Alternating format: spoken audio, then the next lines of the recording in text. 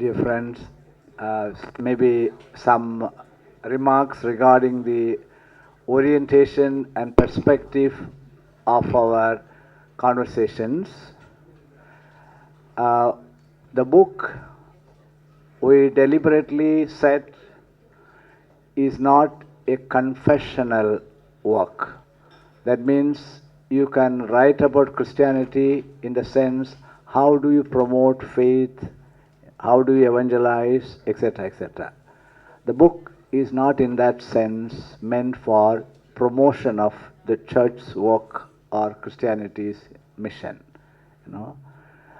But of course, when you study a religion, today you cannot get away from the subjective perception and practices of any sociology of religion today would tell. You have to enter into it. It's not taking a cold distance. So it's a dialectic between the world of the believer going into it, and at the same time trying to study it as a phenomenon in encounter interaction. Therefore, I think it would be very important to keep the real interdisciplinary character. We would like to listen more of the sociological, more of anthropological, religious studies perspectives, so that it does not, become only a theological kind of, orientation. And that's, I think, very important. Second remark I would like to make is that in our proceedings, the regional, because we would like to hear voices from different regions' experiences. I think these two focus, the interdisciplinary and the regional, then I think our conversations will become very rich. Thank you very much.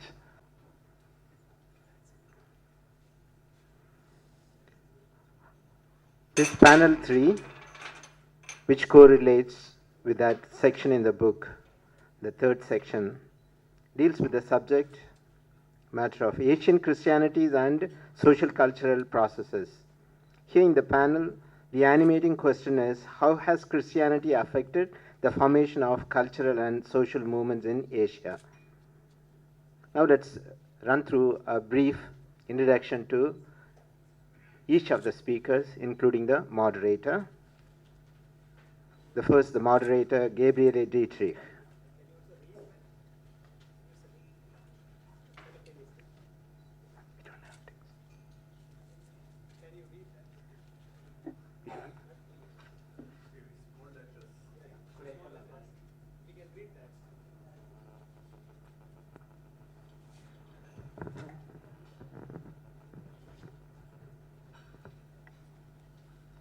Gabriele Dietrich was one of the founding members of the Center for Social Analysis at TTS Madurai, served as a Senate of Sevampu, has worked with women's movements and workers in unorganized sector for 20 years, with National Alliance of People's Movements as well.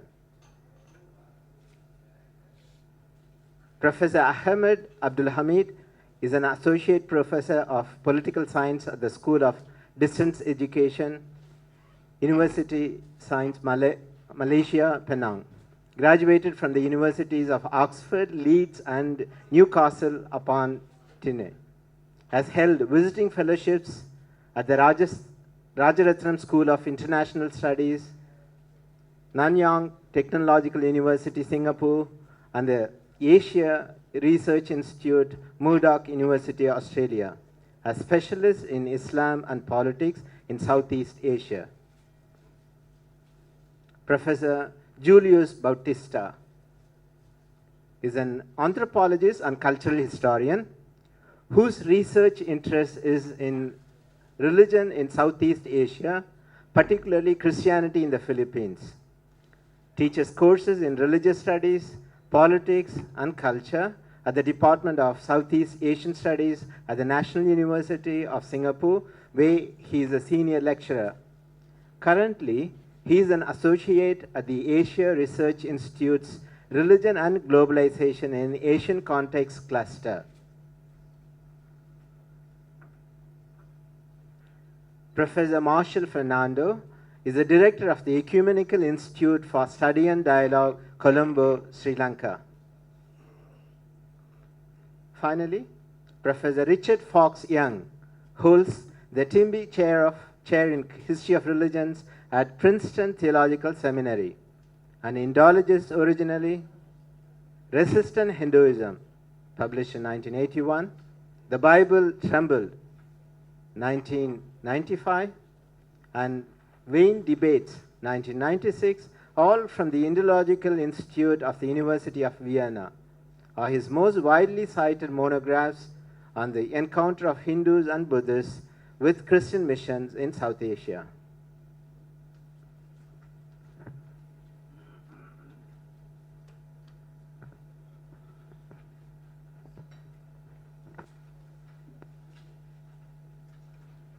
As we did before with the previous panel discussion, 1 hour is allotted for the panel discussion itself. After that, we would move into smaller groups for our group discussions.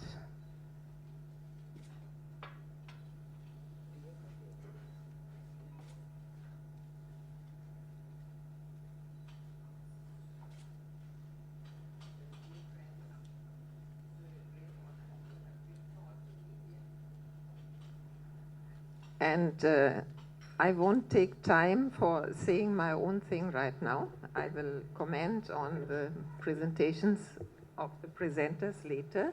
I only wanted to say one thing.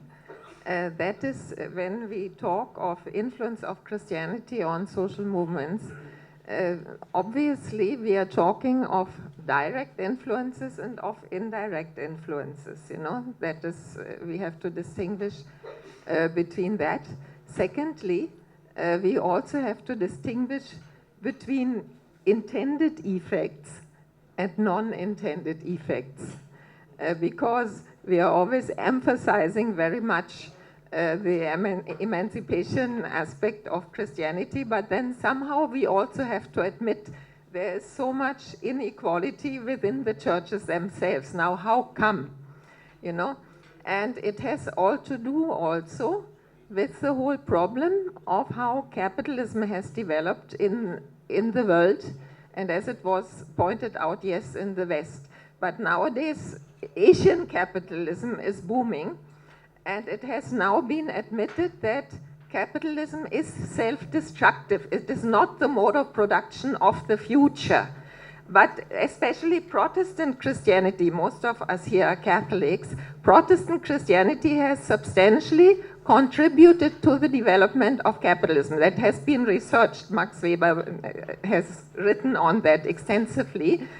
And so these indirect effects are very much present also here in India, in the northeastern states, because that kind of Christianity is with us there.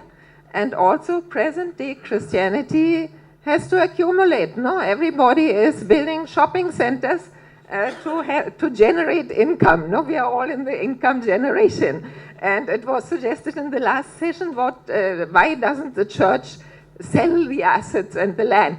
But we are very much against the selling of land, because who will we send to? It will all go to the multinationals, and there will be more inequality and more capitalism. So I think the question of social movements is a very interesting and very relevant question. And in all the different countries, it has come in different shapes and in different guises. And I'm very much keen to hear what everybody will be saying. I think we are starting with Dr. Ahmed Fauzi Abdul Hamid.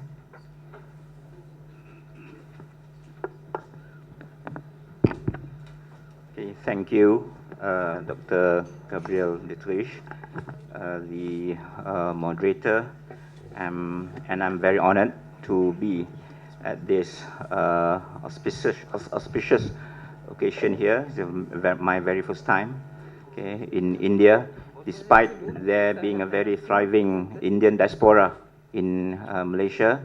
Okay, I come from Malaysia, and in my past presentations, I used to have a slide. The first slide will be on Malaysia. Where is Malaysia? Because people don't know Malaysia. But this year, 2014, of course, everybody in the world knows Malaysia. With one airplane still lost, unfound, and one shot over Ukraine. So all over the world, people speak on Malaysia. And it is perhaps ironical, even interesting, that when disaster tends to happen, people come together. Okay, in fact, after both disasters, I think there was a public display of emotion, okay, in Malaysia, even interfaith services, which I think in Malaysia, whose Islam is very conservative, okay, and I've criticized this even in a piece published earlier this year in the journal Islam and Christian-Muslim Relations. This was previously a no-no. But then when this came up, and you can see it on YouTube and so on, with Muslims, Christians, Buddhists, Hindus together performing their own rites in one occasion, there was no outcry, okay, even from the usually vocal Muslim conservatives. Okay, having said that, I was contacted, okay, sometime in 2012 by Dr. Felix Wilford, asking me if I could write something on the suggestion of one Christian professor in Malaysia, because I didn't know Dr. Felix Wilford. Okay, he contacted one of his friends, a Christian ethnic Chinese professor, who could write on the Middle East. So this friend of mine, a fellow political scientist, okay, suggested me, and that was how I was brought very late, actually, okay, into this project. Okay, and this is also to emphasize that, okay, although there are problems, okay, in Southeast Asia, in Malaysia, in terms of interfaith relations, especially Muslim Christians, okay, and those of you who keep abreast of developments in Malaysia will know or read about the question of the ownership of the word Allah, okay, for instance, whether it is owned by Muslims or it is owned by indigenous Christians, and this has been raised up till the level of the federal court, in the highest court, okay, in the country.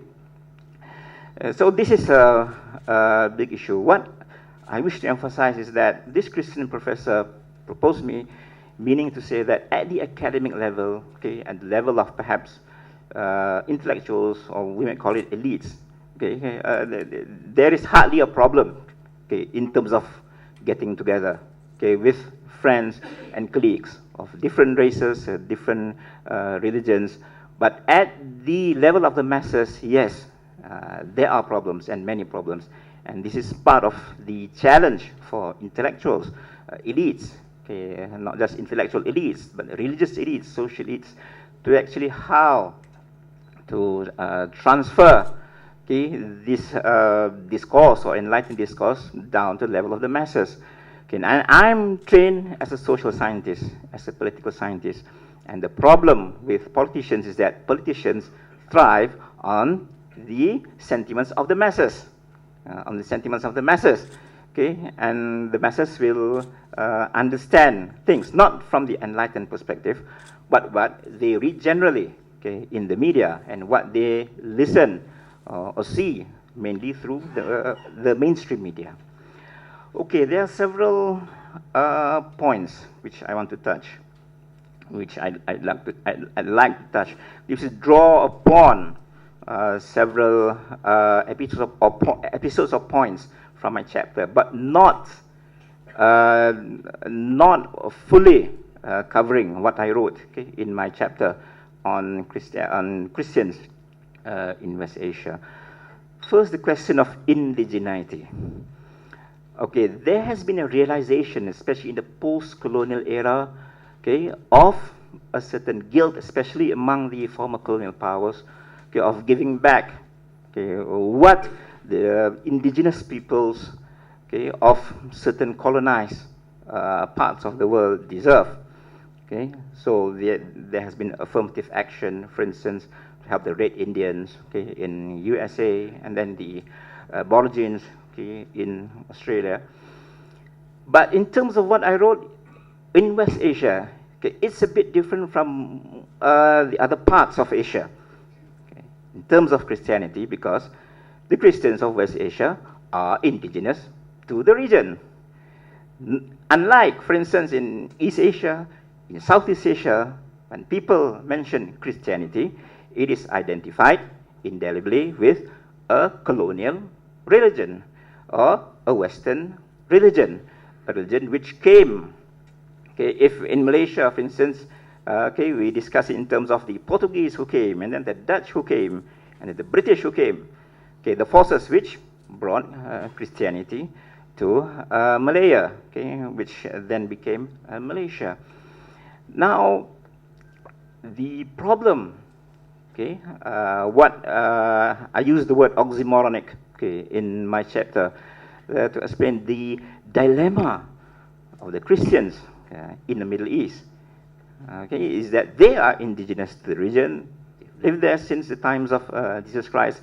Perhaps they are also the inheritors, okay, of the traditions of Christianity, yet their indigeneity is not being recognized. Okay, even perhaps we see a clash of cultures between the indigenous based churches and the churches which actually have or import a Western, okay, or colonial tradition. So there has been this movement among the Middle Eastern Christians towards more indigenization. Okay, so there is in social science the concept of the othering. Okay, you always identify people who are not of your inclination or your racial identification or ethno-religious identification of the other. Okay, and in politics, okay, people, okay, are creatures or beings who fight over resources. And when you fight over resources, you deny other people whose identification may not be of their own choice. Say people's ethnic identification, that was what they were born into. Whether we are white or Asian or Caucasian, okay, it is an identity which God has given us. So it is, of course, manifestly unfair to deny resources, especially for indigenous peoples, what they deserve to have, what they deserve to get, just because something, an identity, which God has given them. Okay, the second point I'd like to touch is on spirituality. There has been this revival of spirituality. And I think I have been quite severe, I don't know whether harsh, critic, okay, of this tendency, okay, in Islam, okay, and which has filtered through Islamic administrations, governments, okay, even of Malaysia, of this tendency towards legalization, towards an obsession with legalization to the detriment or to the neglect of spirituality. Okay, and my main interest in my research, writing, especially in terms of Islamic studies, okay, has been on spirituality, on Sufism, on mysticism, and how, okay, things or interfaith relations could be perhaps not cured, but brought to a better state through the inculcation of spirituality. And I gave also several examples, okay, in my chapter of instances during the life, okay, of the Prophet Muhammad, okay, peace be upon him, the encounter, the dialogue between him and the Christian Najrans, where tolerance was showed even when the Christians wanted to perform a service. The Prophet allowed that the Christian service was performed in a mosque. Okay, this is in history, you can read. Okay, and then there was this encounter between the monks of St. Catherine's Monastery, okay, in Egypt, who wrote to the Prophet for protection, and the Prophet gave certain points, dictated certain points for the companions to write, okay, and proclaim. And one of the points, okay, from the Prophet was that, O Muslims, for those, okay, these are my people, the Christians of, okay, St. Catherine's Monastery, which is in Sinai, Egypt, and which I have visited. For those of you, okay, who have married Christian women, Christian wives, do not, okay, prevent them from going to the church. It is clearly stated what was from the Prophet. But having said that, okay, I'm not the typical Malay Muslim or ulama or even mullah, I think, as the Dr. Heredia mentioned just now. So I mean, this is very atypical. Okay, and I can see that in the Muslim world we have a problem with extremism, with radicalization. Okay, and in fact, actually, one of my books in Malaysian language, okay, not in English language, okay, is banned, okay, in Malaysia. And I have had my own share of problems, okay, with the conservative Sharia court in Malaysia and so on. So this is not a typical view, say from the Malaysian Muslim view, no. This is rather atypical, okay, or non-conformist. Okay, with that, I thank you. Now Julius Baptista is the next.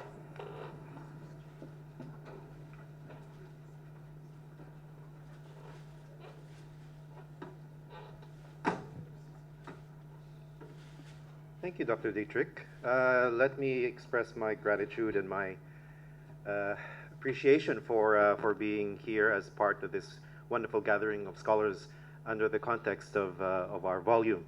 It's a distinct pleasure to be able to put faces to names, and I hope that we'll be able to do more of that in the next couple of days. We were instructed to not prepare anything for today's panels, and I have to say that I did take that very seriously and not prepare anything whatsoever. I actually think that that's a very good idea, and one of the things that I enjoy about the way in which Professor Felix has gathered us today is that we want to be able to reflect on those things that are not necessarily contained in our volume. So with that in mind, that's how I'm going to approach my contribution right now, is to share with you some things that I've been thinking about since I wrote the contribution that I made to our volume. And if you'll permit me, I will begin by being reflective about my own upbringing. Clearly, I am Asian, and I was brought up in the Philippines for most of my childhood and a little bit during my young adulthood before we moved to Australia. Now, why that is relevant or even remarkable in the context of our gathering is that for most of that upbringing, I always was under the impression that Christianity was the majority. Christianity was the norm in the Philippines where I was growing up. There was a kind of natural assumption that Christianity should be and was part of personal and public life. So when we are thinking about the influences of Christianity in social and cultural movements, for most of my life, I thought that that was a matter of course. That was a given. I will perhaps share with you an experience of confirmation, for example. Confirmation is a sacrament that I had gone through as well. But the way in which I approached that was not to declare my assent to the Catholic faith. It was rather a kind of cultural rite of passage in which all my friends were doing it, and therefore I do it myself. So there was this assumption, as far as I was concerned growing up, that there was no distinction between the subject and the object of Christianity, as we heard in the earlier panel today. I believe it was it Dr. Huang who made the point? That there was a natural correlation between public expression, public life, and an embeddedness in Christian values and in Christian motivations. So it is with that in mind that I'm going to approach the chapter that I had written. I had written a chapter called The Caveats to Conversion, Christianity in Southeast Asia.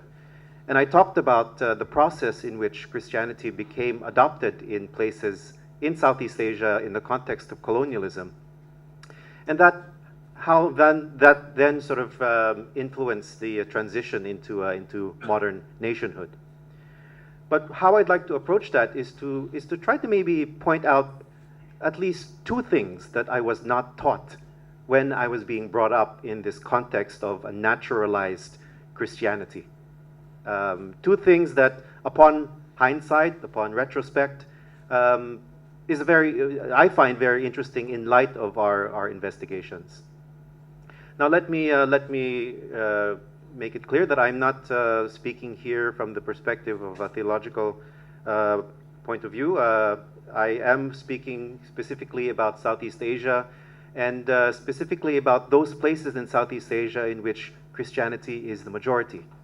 And there's only two. That's the Philippines and East Timor.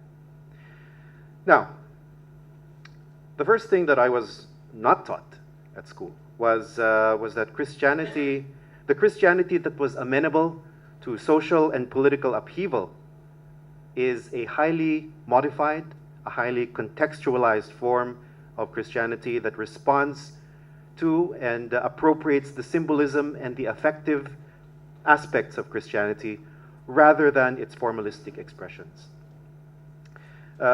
This presumes a kind of agency that might not coincide with clerical sanction. In fact, it was a kind of appropriation that often contradicted clerical sanction. This is something that we see very strongly in anti-colonial protests in the Philippines towards the end of the 1800s, where you have various anti-colonial movements that were inspired by the idiom, the vocabulary, and the imagery of Spanish Roman Catholicism, but nevertheless oriented that towards aspirations, towards trajectories that approximated the formation of the nation state. I was not sort of aware in the context of growing up in the Philippines that we need to nuance our understanding of conversion in that context in order to gain a fuller picture of how Christianity contributes to anti-colonial political movements. So that was the first point. I didn't have a very strong background in nuancing Christianity, perhaps because it was so natural to assume this correlation between public life and Christianity. The second point is that I was not conditioned to think about Christianity as, in essence, a reform movement, at least in its historical perspective. I was not sort of taught to think about Jesus as someone who sought to reform the institution which he saw himself as part of. I find it still quite awkward when I speak to some Filipinos, or many Filipinos actually, when I bring up the suggestion that Jesus Christ was a practicing Jew. I am confronted with all sorts of awkward sort of responses to that idea. And I think that's reflective of the kind of way in which we, in the Philippines, had been socialized into Christianity, is to think is to somehow lose sight of this inherently strong connection between humanity. But thinking about the situation in East Timor, where, as we know, the response to the Indonesian occupation was very much inspired by this idea of Christianity providing the idiom for the upliftment of marginalized groups in the context of oppression, which is a strong theme that we have been talking about earlier today. So, with the tacit support of the Vatican, the East Timorese Church became not merely a safe haven for people and an outspoken and vehement vocal critic, but also a proponent of the idea that that the church could be Timorized, right? Timorized in terms of it being adopted to the particular concerns of the people who practiced Christianity. So those are the 2 points that I would like to share. I would prefer to keep my contributions brief in that regard. But I hope that these 2 points contribute to what I think is a very strong theme that we have already been discussing, even at this early stage of our gathering, and that is how Asian is Christianity. When I was growing up, Christianity was not Asian at all. It was just Christian. But ironically, that's only because of the fact that Christianity was already so embedded in personal and public life. But my point is that embeddedness of Christianity into personal and public life can also diminish a fuller and more nuanced understanding of the contributions that Christianity has made towards cultural, and social movements. And with that, I will end my short contribution. Thank you very much. I think these were two very complementary. This should now do something. I don't know. I was pinned here with something, but I can talk louder if it is necessary. No, for taping. For taping. Okay. No, I'm sorry. Some technology was fixed on me, but it doesn't seem to work. So I think it was very fascinating to have these two presentations, one after another, because each of them was speaking about a majority situation, be it Islam or be it Christianity in the Philippines. And I see a certain analogy about how to indigenize the respective religion, and also how to strengthen the protest element. So though one was Islamic and one was from a Christian background, I see a great commonality, and it will be very interesting to develop such commonalities in dialogue, I think. Now the next speaker is Marshal Fernando from Sri Lanka. Thank you, moderator. Thank you, Dr. Felix, for inviting me for this gathering. Now, one thing I must tell you, that I am not a trained theologian. I don't have any theological degrees. If at all, if there is any theology in me, it came from the Student Christian Movement of Sri Lanka and the World Student Christian Federation. So, if you are interested, my background is political science, international relations, and economics. But of course, I work at the Ecumenical Institute in Colombo. I am the director there. I myself was surprised when people are thinking of appointing me there, but somehow or other, this institute, which has been there for 60 years, mainly concentrating on interfaith dialogue, particularly Christian-Buddhist dialogue, and social analysis. So, being a student of history, I took a historical perspective on this particular theme that is given to this panel. So first I will tell you some of the things that I have prepared.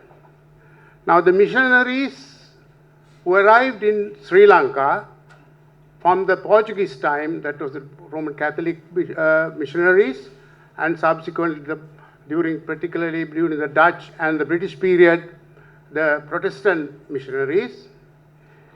Well, there are a lot of criticisms about the missionaries, but there was something very unique about some of them. They were highly educated, committed, and still people are talking about them, their contribution. Now, they came to preach the gospel and to make converts. So, in order to achieve that objective, they brought in school system, education. Now this school system that was introduced by the missionaries played a very, very dominant role in the transformation of Sri Lankan society. At the time when the missionaries came, there were traditional educational institutions called pirivenas, mainly giving education to Buddhist monks, mainly on Dhamma and Pali and Sanskrit. So this school system that was introduced with a different kind of curriculum was a new experiment in the context of Sri Lanka, which had a far-reaching influence in transforming the Sri Lankan society. And the school system also produced the kind of bureaucrats, administrators, lawyers, that kind of people, human resources that was necessary to run the establishment during the colonial period and also during the post-colonial period. But also, this school system produced another type of leaders. Now, the missionaries also tried a big struggle to give education to women. In the traditional Sri Lankan society, women were not given that any education. The parents and the elders thought that there's no need for women to get any education. But the missionaries had a big struggle right from the beginning in order to introduce education for women. And they established there were mixed schools also, and they established schools for women. Now, the interesting thing is, these schools, while producing the kind of human resources to run the bureaucracy, also produce certain type of leaders. Now, for instance, from these schools, women, that was for women, they started separate schools. From those schools, some of the women who came up, even in the latter part of 20th century, they are the ones who gave leadership to the feminist movement in the modern times, even now. Same thing can be said about social movements. Now, for instance, there is one organization called Christian Workers Fellowship, which was started in the 1950s. The leadership of this Christian Workers Fellowship, which was committed to the struggles of the working class movement, came from some of those Christian missionary schools. So that in that sense, there was a very positive contribution from these schools in terms of turning out human resources for this kind of organization. And the Christian Workers Fellowship, I think, made a unique contribution. They produced a liturgy to commemorate the Workers' Day on the May 1st. I don't know whether anything like that has happened anywhere in any Asian country. So it's a fundamental contribution of the Christian Workers Fellowship in terms of liturgy to be used on the Workers' Day Mass. A special Mass was held, still it is going on the day, May 1st. And the kind of traditional music, singing, has been used in this liturgy.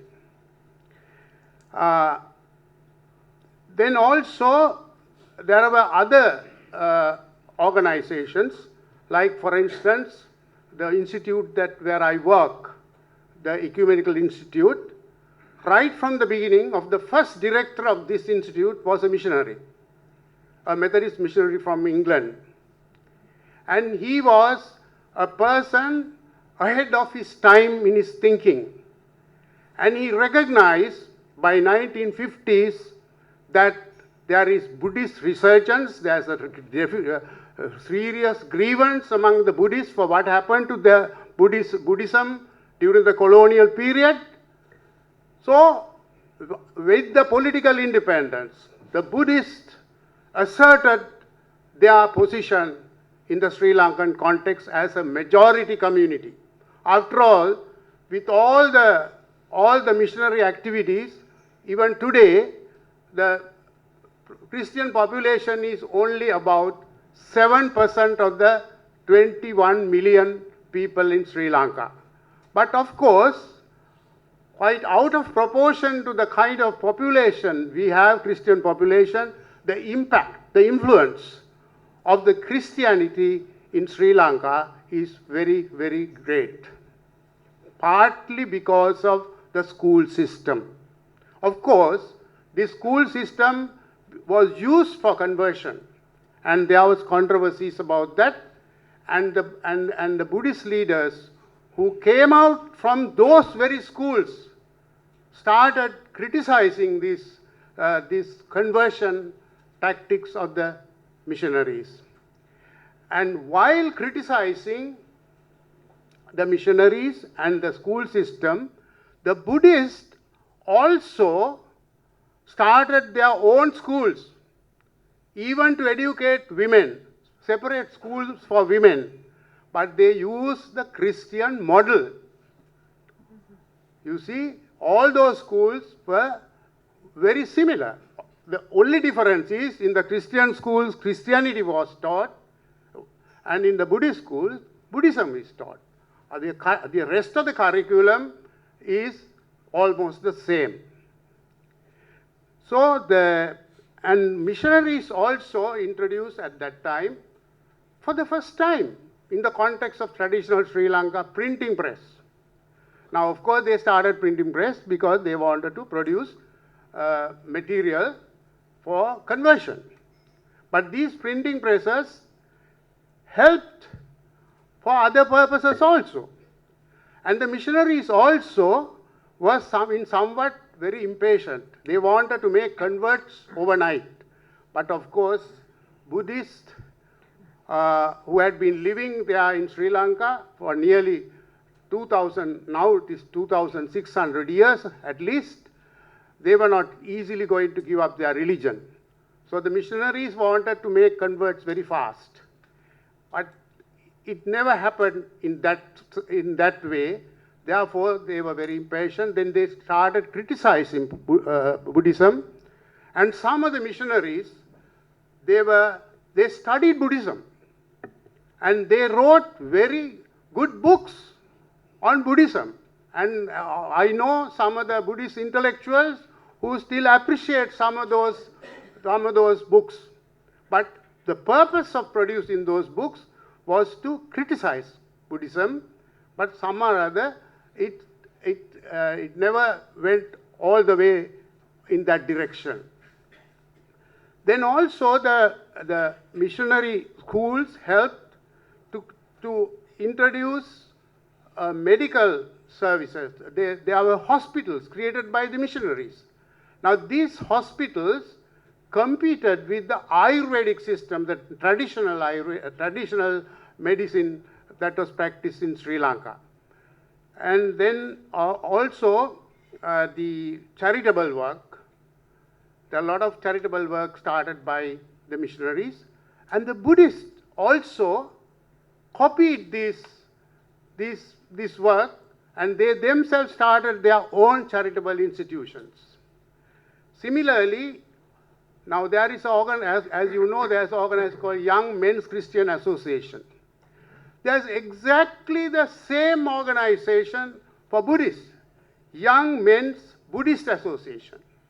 After all, there's Young Men's Muslim Association also in Sri Lanka. So while criticizing and also Sunday school system, now there was this Christian Sunday school system, but the Buddhists also started Dhamma schools on Sundays. So all the Buddhist children go to the temple to learn Dhamma. Then now we know that we celebrate Christmas in a big way. Although the population is 7%, during the Christmas time, you can hear all these sounds all over, as if the whole of Sri Lanka are Christians. Now the Buddhists, now we are, on Christmas Day, we are thinking of the birth of Jesus Christ. And on Vesak Day, the Buddhists are thinking of the birth, enlightenment, and passing away of Buddha. So they are also celebrating Vesak in the similar way that we are celebrating Christmas. Mind you, that even there was they are using carol singing on Vesak days. They have adopted, for instance, some of the Christian hymns Now I can give you this just one example. In the Methodist hymnal, number 303, some of you may be knowing this. O Word of God incarnate, O wisdom from on high, O truth unchanging, O light of our dark sky, we praise thee for the radiance that from the hallowed page, the lantern to our footsteps shines on from age to age. Now that is what we get in the Methodist hymnal. Now the Buddhist has adopted this very hymn with these words. Praise we the holy Dhamma, the wisdom of our Lord, the truth unchanging, his own eternal word. We praise him for the radiance that from its hallowed page, a lantern to our footsteps, shines on from age to age. So they also go around carol singing on the Vesak day. Then of course, festivals like, wedding festivals, then funeral rituals. Like in the Christian rituals, Buddhists also have developed some of those rituals. So in that sense, Christianity has not only influenced the new movements, but also it has even influenced the traditional religion like Buddhism. Though there is so much of controversy, even today, at this time, there is a very right-wing Buddhist organization making a big fuss in Sri Lanka, criticizing the Christians and Muslims also. Muslims are also now being attacked by them. Of course, in the present time, there is a serious problem in Sri Lanka. There is a new type of missionaries are coming to Sri Lanka. Compared with our old missionaries, though they also made mistakes like any human being, the old missionaries were more educated and they were educationists, some of them. But the kind of missionaries we get from some part of Asia as well as from United States, they are utterly insensitive to the feelings of the people.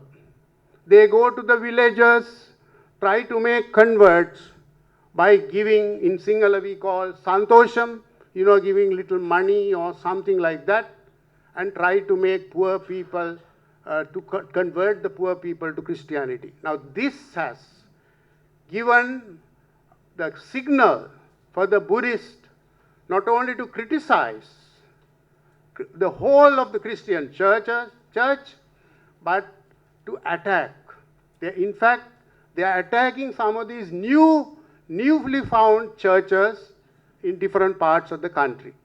So it has become a real political issue. In fact, they have forced the government to bring legislation to prohibit conversion. Of course, the politicians, as you all know, they also, some of them encourage these things, but there are others, few politicians who really doesn't want this kind of legislation, because then internationally Sri Lanka will get a very bad name. For when you pass that kind of legislation, it's not good for the country. Already we are in trouble. How many minutes No, I it's have? over. He's showing you this thing all the Sorry, time. I didn't see that. Okay, I have some more things to say, but I will stop maybe at the discussion I can. Thank you, Masha. I think this was a very fascinating presentation. It's only there's this time limitation because it shows a contestation between the progressive part, which he described in the beginning, and then the recuperation part by the institutions. I want to just add one thing which was not there and which I feel should be there. Some of these people in the SCM have gone to tremendous lengths even laying down their life. And especially Rajani Rajasingham, I want to mention. It is now 25 years, and September 22 was the silver jubilee of her martyrdom. She was murdered as a human rights activist, and her full name was Rajasingham Tranagama. She was an SCM member who was married to a Sinhala labor activist. And it was a tremendous sacrifice, which is still of enormous relevance in today's. The UTHR is going on, no, that Jaffna human rights movement among the university teachers has been a tremendous contribution. And I think I want to honor that also. And I want to only mention Kumari Jayawardena has written this book, The White Woman's Other Burden, which shows also how women missionaries or wife of missionaries or people who had come in colonial times were really doing very emancipatory work. That can all be studied now, and I think these contributions must not be forgotten. Thank you. And now our last speaker, that is Richard Young-Fox. Good afternoon. Morning is past. It's afternoon already. Thank you for inviting me. I'm delighted to be here and looking forward to conversation with you. The contribution I made to the volume, along with several others, was on the topic of conversion. And my particular chapter had the title Christianity and Conversion, Conceptualization and Critique, Past and Present, with special reference to South Asia. Well, first a few words about the chapter itself, but then more words about other thoughts that occurred after the writing of it. Well, depending upon the meaning, conversion in Asia has been a constant and a commonplace. It doesn't occur all of a sudden as though for the first time with the advent of Christian missions in the age of European colonialism. Despite its Christian conditioning, which is obvious, conversion is much used nowadays in social science studies of religious change. A helpful way to sort out the many models that scholars have for interpreting conversion is to think of them in terms of a polarity, and the polarity is not a relationship of antithesis. While each model that scholars use takes for granted that conversion is not an event, but a social process. One approach and at one end of the continuum of polarity is Robin Horton's. He's an Africanist, but he speaks also in ways that are very portable cross-culturally into South Asia and East as well, I think. Horton's position would be that intellectualization precedes commitment. In other words, people somehow step back from their religious commitments, rethink them, and make choices on the basis of a kind of cognitive process. At the other end of the continuum, the other pole, is a model that was developed by an American sociologist, Robert Hefner, anthropologist, I should say, not sociologist, who insists on the opposite of what Robin Horton did. For him, commitment precedes intellectualization. People are in a kind of process of imagining who they might be in relationship to a religious community. The locus of their identity is shifting from one to another. And by and large, people cognitively begin to figure out what commitment entails only after they've made it. And their locus of identity is shifted from one community to another. I see value in both of those models and the many in between those two poles. And I'm especially indebted to a South Asian historian, Richard Eaton, who thinks of cross-cultural encounters in terms of some very basic questions that I think can clarify what's happening in this thing we call conversion. He asks, in any kind of encounter, who changes whom and what's really changing? Well, that's just the gist of what my chapter was about. Clearly, there is no topic more misunderstood than conversion as a social process, and none more controversial politically here in South Asia, especially perhaps. Now, what I've been saying up to this point has really been about conversion as a kind of centripetal force that pulls people in to a Christian community. But the same process can, of course, also be thought of as centrifugal, since not everyone who is pulled in remains in, and in fact, many are thrown out in a kind of centrifugal way. And outside of the church may carry with them seeds of a kind of transformative change. It could be that Christianity ought to be understood as a kind of catalyst. It may accelerate change more than it causes change as such, or makes change on its own. And that would be, I think, true of individuals who become Christian, or of larger ethno-linguistic communities, such as the Naga, whom we've heard a bit about this morning already, or the Nodder here in South India in the 19th century.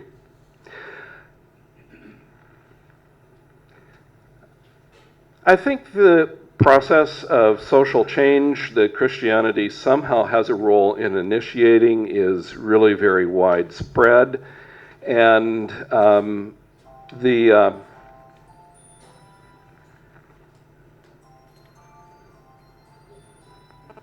sorry, my own handwriting in the bright light here at the podium is rather difficult to make out.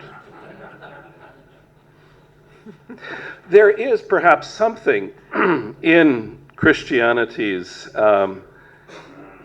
way of interacting with cultures and societies that engenders its own marginality demographically. It's nice to think of Christianity as a kind of movement with a momentum that's unstoppable, but that's clearly not the case demographically, even though large numbers of Christians have been added to the churches over a long span of history. What I mean, I think, in the abstract can be understood a little better if I hang it onto a kind of historical hook. And I'd like to do that in reference to a place called Jaffna, which isn't very far away, across the Palk Straits. And some reference has already been made to Sri Lanka and that northern part of the island, the Jaffna Peninsula. I think of a figure, for example, from the mid-19th century, Aramuga Noveler, who was a Shaivite savant, who was called Jaffna's best Methodist ever. Now that's something of an overstatement, because I think the best Jaffna Methodist ever is probably in the room right now, and his name is Wesley Arya Raja, sitting right there. But in the 19th century, this figure, Aramuga Noveler, had the reputation of being the best Methodist Shivite ever. And what was meant by that was a variety of things. That, for example, he had participated in a Bible translation, never approved by the Bible Society, but a very high kind of Tamil, considered a kind of model. And he participated in that process with a man known here in Chennai, Peter Percival, for his role in the formation of Tamil studies. But at the same time that Noveler was making that translation, he was also founding Shaivite schools. He was perfecting the Tamil sermon, now a commonplace in some Shaivite temples. There were a number of innovations, one might call them, that Attamuga Noveler was responsible for that seemed to have been inspired through his interactions with Protestant missionaries such as Peter Percival, the Methodists. And it's not a very ecumenical sounding name for this process or this phenomenon to call it Protestantization, but it's been labeled that. And it refers, for example, to emphases such as sola scriptura, scripture only. So for Attamuga Noveler, it was the Shaiva Agamas, for example. And then one of the other Reformation distinctives, soli Deo Gloria, glory be to God alone. So for him, that was Shiva, of course. Some years ago, a professor who had a great deal of influence upon me remarked that the wheel of change in South Asia has a Christian hub and a Hindu rim. Talking about Attamuga Noveler seems to me to be a case of that kind, a confirmation, you might say. Listening to Marshall Fernando, I heard a number of things that reminded me of that too.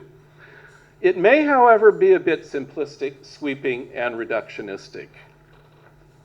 I think that Christianity can surely be said to be a wheel of change, but is it enough change?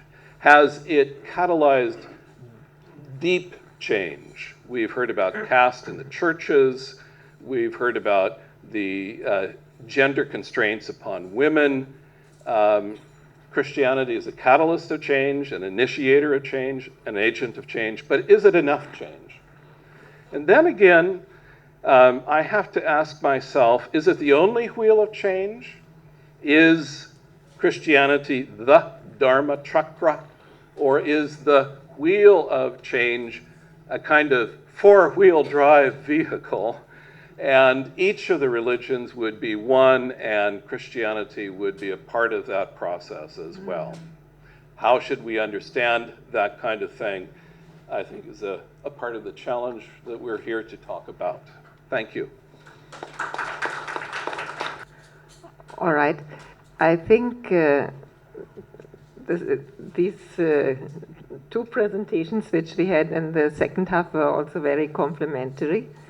And perhaps how we can start the discussion now, I would like to bring the panelists into a certain dialogue. And the first two speakers had been speaking about the difficulties to operate in a majority situation, be it Islamic or be it Christianity. And I would like to raise that question. I mean, since from the first session onwards, we have been speaking about conversion from an exploitative mode of production and from that widening gap between the rich and the poor, which is also a mode of production, which is destroying nature and God's good creation, And though we know about all this from 1971 onwards, since the Club of Rome, it is only in the beginning of this century that it has been admitted that global warming is a reality. And at the world level, all these meetings are still tying themselves in knots, and the nations are not willing to take action. So I think there is a different type of mission which has not to do with religious conversion as such, but which is closer to the conversion which Jesus Christ himself tried to achieve, and John the Baptist going before him, no, metanoite, shuv, turn around. I think that call is very much with us, and perhaps we can start by the first two speakers saying this conversion against exploitation and for the preservation of nature and of society, a non-violent style of living.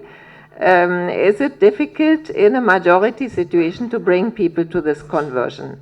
And maybe in the second part, the other two speakers can get into a dialogue. What does it mean? I mean, how do we achieve this conversion from one chakaram into 4 chakrams? You know, how do we achieve that cooperation? I think that would be the other side, but let's see what comes out of these dialogues. Please start. Okay, thank you, Dr. Dietrich. I think one similarity between Islam and Christianity is that both are essentially missionary religions. That means that there is, of course, this tendency and perhaps happiness, okay, if people come to your religion, okay, if for Muslim ulama, okay, or for Muslim scholars, or even for general Muslims, if people become Muslims from another religion, okay, it is considered salvation. And likewise, I think for many Christian evangelists, Christian scholars, and so on. But of course, a line must be drawn between conversion and forced conversion or compulsion, because there is to be freedom of religion if there is to be peace in the world. And it is a fact of life, a fact of humanity, that God does not create human beings to be the same. In fact, there are verses in the Holy Quran to testify to this. And one famous verse in the chapter called Al-Hujurat, verse 13, that human beings are created into different nations, different tribes, in order for them to know each other. In Arabic, it's li ta'arufu, to know each other. So it is a creation of God that human beings are different and divided, according to different ethnicities, different religions, different denominations. And I think this is one of the challenges of humanity, to get over with this, whilst perhaps maintaining each religion's exclusivism in terms of their beliefs. But do different beliefs mean that people or humans have to quarrel with each other? If you can allow me just to quote another instance from the life of the Prophet Muhammad. There was a Jewish procession in Medina, and they were bringing the body towards the cemetery, and the Prophet was with a few companions, and the Prophet actually rose up in respect of the procession, and some of the companions were actually aghast, or they were surprised, and they asked, this is just a Jewish procession, and the reply from the Prophet reflects on the humanity in general, because he said, but he is also a human being. So this is one of the tenets of respect. Despite, notwithstanding the fact that each religious community maintain their own particular beliefs. If I understand the question correctly, you're asking whether or not, in the context of a majority tradition, is it possible to orient one's Christianity with broader soteriological outcomes like the environment. Is this Yeah. something that... Yes, you can understand like that. Please speak. Yes, the short answer to this is that it's not difficult per se, but it does require a shift in mentality, a shift in experience that might not be readily available in the context of a majority faith tradition or context of where someone is living in a majority faith tradition. Now, at the risk of giving you too much information about my personal life, let me just share with you another one that's relevant also in my thinking about conversion in Southeast Asia. Since I wrote this chapter, something else happened, and that is that I got married. I got married to a Singaporean Chinese, and in the context of that, she has agreed to convert into Roman Catholicism, largely in deference to the wishes of my parents. Now, to do that, she had to attend the rite of Christian initiation, which involved basically attending seminars every Thursday night for 1 year, 2 hours every night for 1 year. And there was no way in the world that I would not be asked to accompany her. She wouldn't do it on her own. So I had to also accompany her. And in that context, I was almost suddenly placed in a situation in which I could embody the perspective of the potential convert to Roman Catholicism. It's a perspective that I had never thought about, much less experienced before. And I have to say that I understood Roman Catholicism in a very unique way from the perspective of the potential convert. That, I believe, is the kind of shift in perspective that is required in order to achieve this correlation between a wider soteriological perspective and at least the Roman Catholicism that I was brought up in. But this then begs the question, what opportunities do people, at least in the Philippines, have to achieve this broader perspective? I would say not that many opportunities. At least pedagogically, if we think about the availability of world religion courses in the Philippines, I do not think that it is as robust as, for example, in Singapore, where there is a lot of opportunities for people to explore different faith traditions, not from a conversion perspective, but just from the perspective of that broadening of one's mentality. Mm-hmm. So the short answer to the question is, it's not so much whether it's difficult or not, it's whether or not there are opportunities to do so in the context of religious minority situations. Thank you. But I want to add one thing to your perception, that is, I have found among the Filipinos very much, and Filipinas, of course, very much readiness to go back into their own indigenous traditions, and that is a heritage which is very rich in ecological aspects. So I think even as far as Philippines is concerned, they have vast opportunity to see what is happening to nature and to people, and they have also really woken up to their own indigenous traditions. Now the other two speakers, please. Marshall. Well, I just want to say one thing, that arising from what I said also, that there are problems in our situation in Sri Lanka. As you all know, that we experienced 30 years of internal war. And that war was avoidable. But unfortunately, the politicians are such that they gave in to very extreme nationalist kind of ideology. And of course, I was not able to tell that what I have prepared. For instance, in 1960 to 63, there was a government agent in Jaffna, a Sinhalese, a young Sinhalese. He was sent to Jaffna by the then government of Mrs. Sirima Bandaranayake to implement the Sinhala only policy in Jaffna down the throats of the Tamil people, and then to use force against any protest in Jaffna.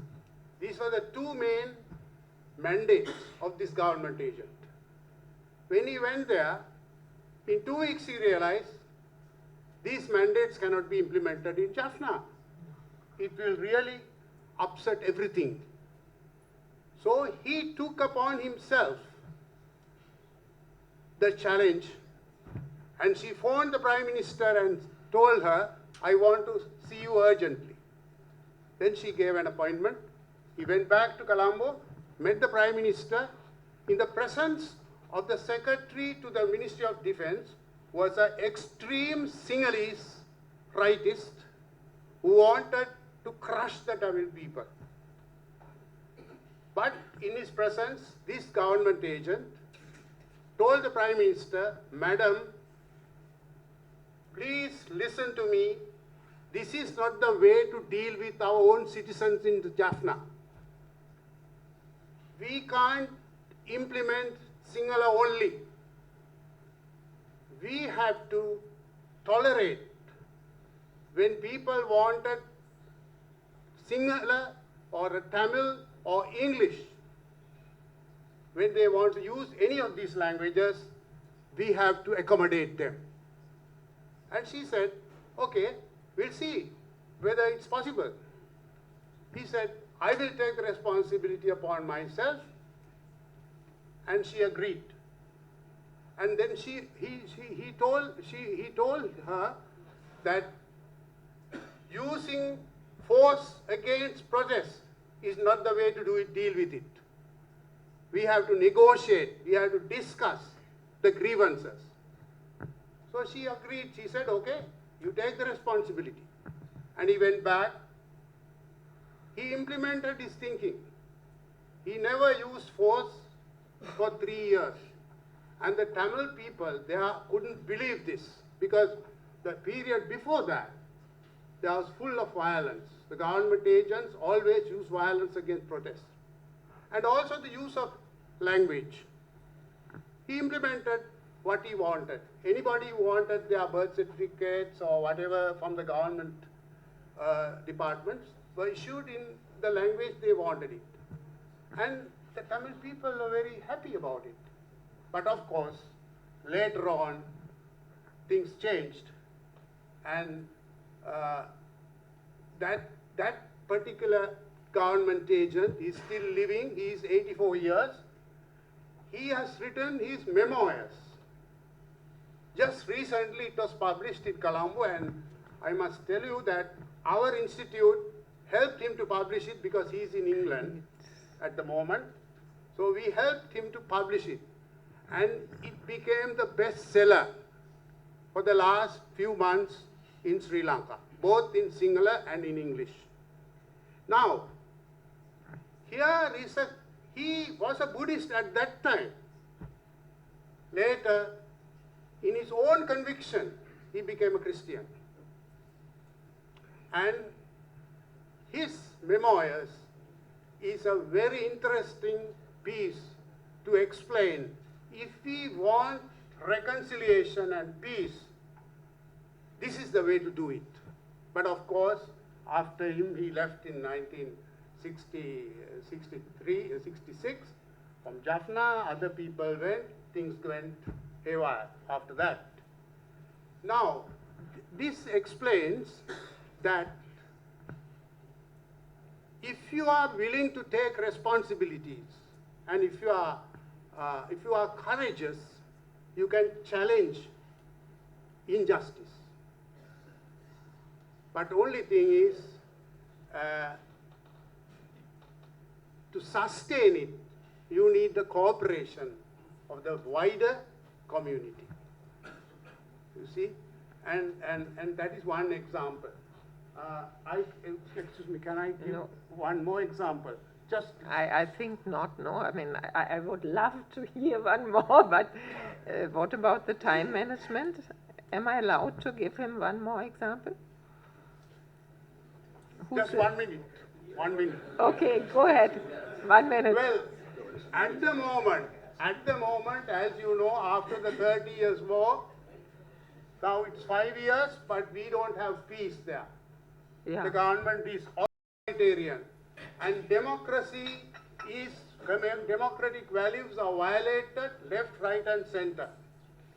So, we in our institute, we met some of our Buddhist friends who share some of our thinking, and we produced this journal. This is our journal. This is 40 years we have been publishing this. I wanted to cut in. The title of this journal is Religions on Good Governance and Democratic Values. So we have got number of Buddhists to write articles. Of course, we had a very difficult time, and she also contributed one, and Wesley Aryaraja contributed one from the Christian side. Here is a title, Traditional Buddhist Insights Regarding Principles of Good Governance. Another topic, Buddhism and Rule of Law. Equality, Justice from the Buddhist Perspective. Accountability and Transparency, the Buddhist Perspective. Like that, from the Christian side, there are so many articles, and our task is to sensitize people that we have a problem with regard to democracy, and the government is authoritarian. So if we want to work together, in spite of all the difficulties, we have to work together with the people who can put their heads together and think together creatively to deal with the existing situation. That is dialogue. Thank you, Marshall. Very encouraging things you have said. I think we are very thankful for that. Sorry about the time constraint. Richard Fox Young. Well, a few stray thoughts on a very interesting question. First, an observation about my approach and methodology. I was trying to speak phenomenologically and not theologically. I wasn't drawing conclusions about the authenticity or inauthenticity of conversions, whether of individuals or communities. I think by calling what I was doing phenomenology, I was doing something a bit like Julius was doing by sitting in on the catechesis process with his wife in her conversion to Christianity. I would probably just be doing it on a larger scale. But with the same intention of understanding the meaning-making process of conversion for the convert. But it's a good question. I'm not only a phenomenologist, I'm a person of Christian faith. I engage the topic that I also study. I try to keep my roles distinct and separate. Sometimes they overlap. I need to be made aware of it when I'm unaware of my bias. But going a little more theological for the moment, I'd like to see also a dialogue of praxis on conversion in this broader theological sense that might be ecologically aware, for example. I'd like to see Christians in dialogue with Muslims, and Professor Habib gave some really very interesting Quranic references to what the Prophet Muhammad, peace be upon him, said about coercion in religion. We need to be talking together across religious boundaries about those kinds of things. Islam has a rich vocabulary for talking about faith and also about conversion as well. And the more we know about those things across religious boundaries, the better, I think. Let's see. One of the huge concerns that needs public discussion here in India has to do with the presumption that conversion can only be an unfaithful act of cultural betrayal, and that some form of coercion, force, or inducement is invariably involved. That's so hard. It's a perpetual kind of issue, especially in post-independence India, and ripe for public theology discussion.